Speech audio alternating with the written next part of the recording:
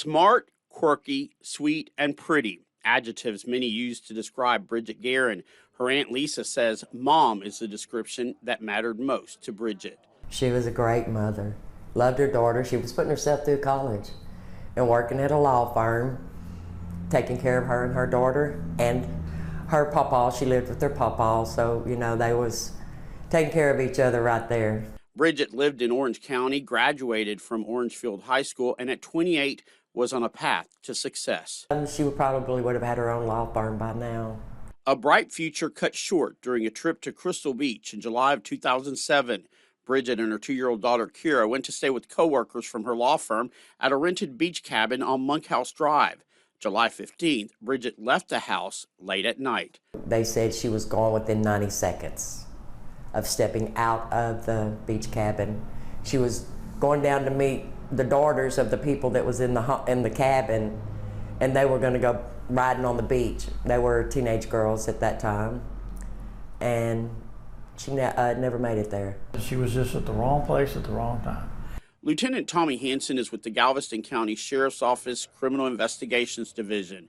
He says witnesses reported seeing a small blue or black SUV-type vehicle picking up Bridgette.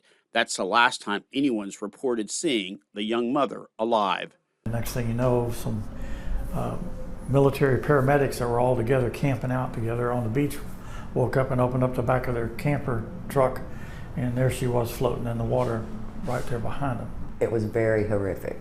It was torture, in my opinion.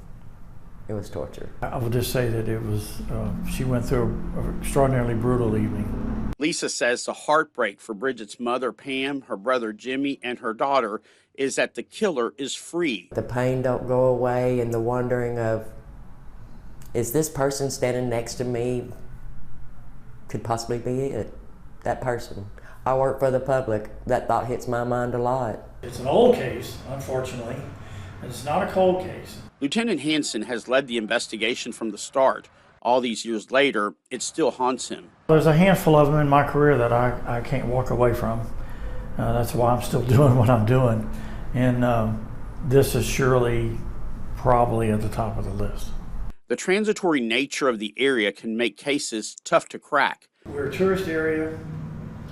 We have heavy industry there, which brings in people from all over the country to work 6 months or a year.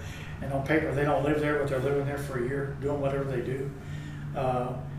We're the playground for basically the 4th largest city in the country.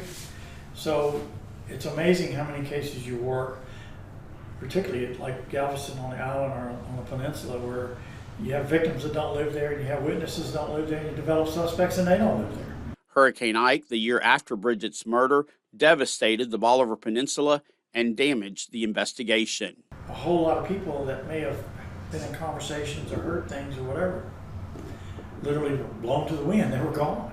Lisa worries the killer may be gone, but remains a threat. And I pray that no other woman has been done the way that she was done, and that they catch whomever it was and get them off the street. But Lieutenant Hansen says there's reason for hope. In this interview, he's making public for the first time what he describes as a dynamic development in the case. It was reaching a very strong point of frustration. I'm still not 100% good, but we've had a major development about the last 8 months that has an extraordinarily important development, and I think I feel like we're on the right track here, and we're working very closely with the DA's office and the medical examiner's office, and there's a lot of things to fill in, and there's not 100% this is going to get us where we want to be, but we're in probably a better spot than we've been in some time. Hansen also revealing to us that he believes Bridgette's killer is still alive and that her murder was not planned. Nobody intended to stalk anybody that night. Nobody intended to kill anybody that night. Nobody probably intended to assault or beat anybody that night.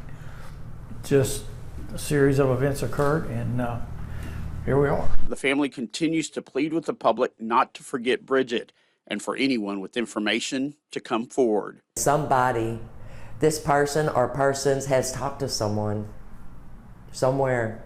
Somebody knows something, and the family would really love some closure on it all.